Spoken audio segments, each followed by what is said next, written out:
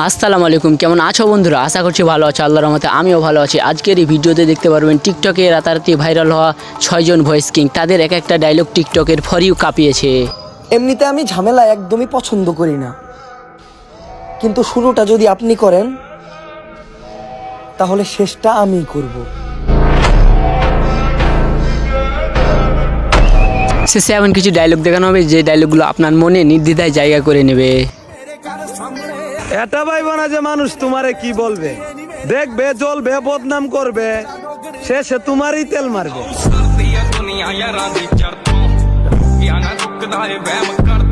সত্যি কথা বলতে গেলে তাদের এক একটা ডায়লগ অসাধারণ। পরিবর্তিত হয়ে নিজেকে গড়ে তোলা খুবই জরুরি। যখন আপনি প্রস্তুত, কেউ বুঝবে, কেউ খুঁজবে। আর বন্ধুরা, আমাদের চ্যানেলে যদি আপনি নতুন হয়ে থাকেন তাহলে চ্যানেলটি সাবস্ক্রাইব করে বেল বাটনটি ওয়াল করে দেবেন। বাস্তবতা কঠিন হলেও মেনে নিতে হয়।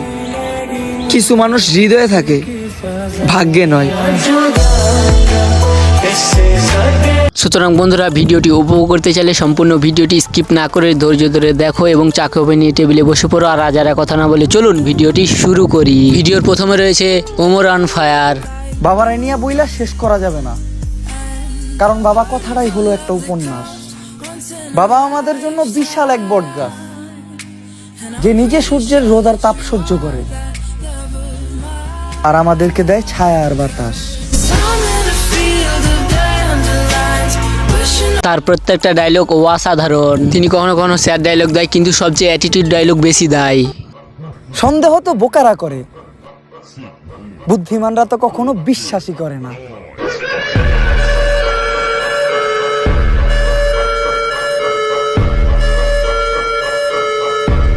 আসলে সত্যি বলতে ওমর অন ফায়ার জীবনে অনেক কষ্ট করেছে। আমি আমার আশেপাশে থাকা যে পরিমাণ সাপের সাথে চলাফেরা করি, তাদের কাছে এই রাসেল ভাইপার কিছুই না।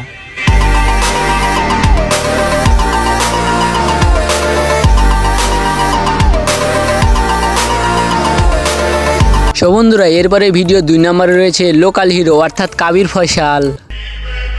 মানুষের দোষ আর শরীরের ফুটা নিজেরটা চোখে পড়ে না, এই জন্যই মানুষ অন্যের পিছে, নিজের অপরাধটা ধরে না।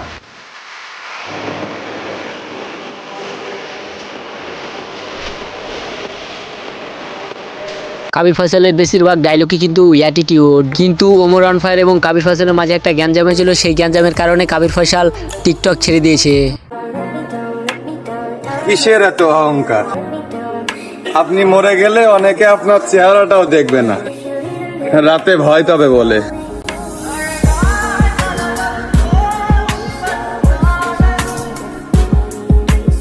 সত্যি বলতে কাবির ফয়সালের ডায়লগগুলো পার্সোনালি আমার অনেক ভালো লাগে। আপনার কেমন লাগে কমেন্ট করে জানান। বয়স অল্প হলেও প্রচুর সঞ্চয় করেছি, টাকা না, অভিজ্ঞতা।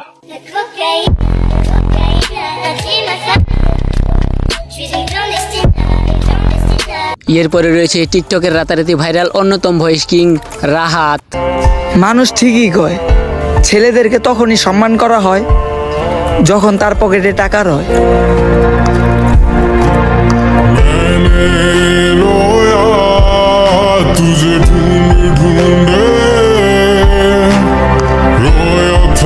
তার ডায়লগগুলো এক একটা মাস্টারপিস। পাত্রী দেখার বয়সে গরু দেখতে যাওয়া লাগতাছে, কপাল।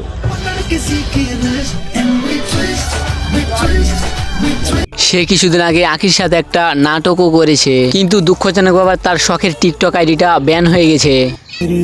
আলহামদুলিল্লাহ, আল্লাহ যা করে ভালোর জন্যই করে। সবকিছু আল্লাহর হাতে ছেড়ে দিছি। শুধু এতটুকুই, অনেক শখের আইডি ছিল, এভাবে বিনা কারণে টিকটক কোম্পানি ব্যান না করলেও পারতো।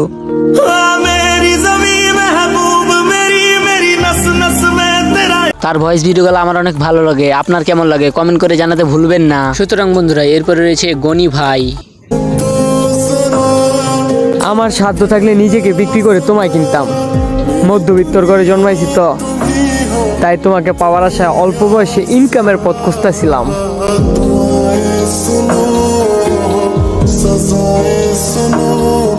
তার ভয়েস ভিডিওগুলো পার্সোনালি আমার অনেক ভালো লাগে। সে মূলত টিকটকে স্যাড ডায়লগ দেয়।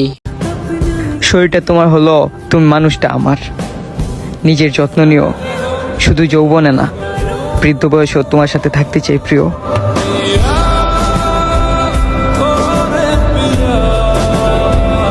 গনি ভাইয়ের ভয়েস ভিডিওগুলো আমার অনেক ভালো লাগে, কিন্তু তার একটা জিনিসই খারাপ লাগে, তার চুলের স্টাইল। এই চুলের স্টাইলটা আমার অনেক খারাপ লাগে। আপনার কেমন লাগে কমেন্ট করে জানান। আমি হলাম দূরাকাশে হারিয়ে যাওয়া রঙিন একটা ফানুস, আর তুমি আমার সাধ্যের বাইরে চাওয়া একটা মানুষ।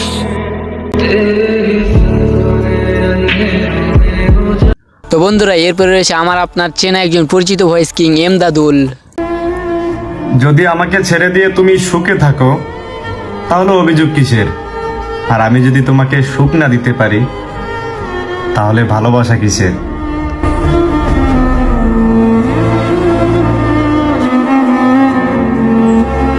টিকটক চালান, এমদাদুলকে চেনে না এমন মানুষ খুঁজে পাওয়া যাবে না। এমদাদুল মূলত রোমান্টিক এবং স্যাড ডায়লগ দিয়ে থাকেন।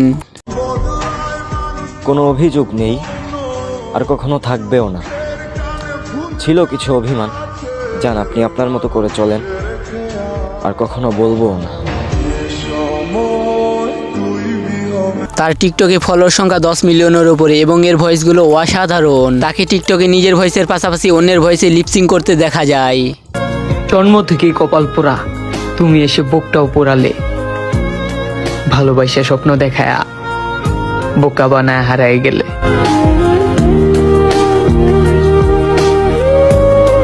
সুতরাং বন্ধুরা, এরপরে রয়েছে প্রিন্স মামুন। যখন যোগ্যতা দিয়ে বরাবরি করতে না পারে তখন আর কি করব, সমালোচনাই করে।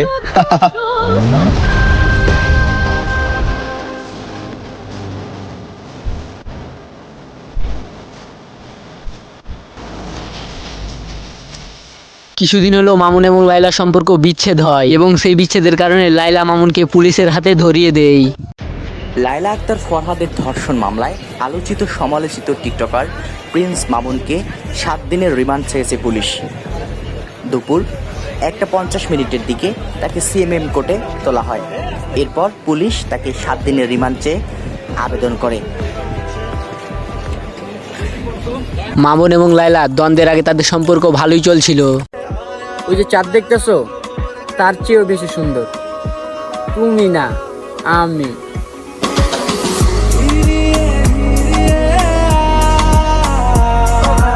এদের মধ্যে আপনার পছন্দের ভয়েস কিং কোনটা? আর বন্ধুরা, এতক্ষণ পর্যন্ত ভিডিওটি ধৈর্য ধরে দেখার জন্য অনেক অনেক ধন্যবাদ। ভিডিওটি ভালো লাগলে লাইক কমেন্ট শেয়ার করবেন এবং পরবর্তী ভিডিও পেতে চ্যানেলটি সাবস্ক্রাইব করে বেল বাটনটি অল করে দেবেন। আল্লাহ হাফেজ।